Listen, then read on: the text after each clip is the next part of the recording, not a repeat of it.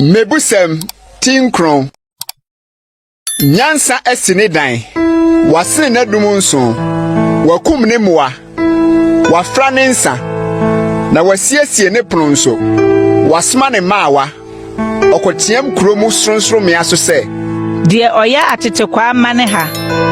Na die onitire no ose no se. Momra medi maduane no bi. Na monno mensa amafra no bi. Munya ntete kwa na munya nkwa. Na monante humu kwan so. Die otrenten ofedifo no soa aniwuo. Na die oka obonefo anim no nya nkekaye. Nka ofedifo anim na wantano. Ka onyansafo anim na obedo. Tu onyansafo ofo na obekoso ehunu nyansa. Ma otreni ni hunu de na obekoso na de nimu.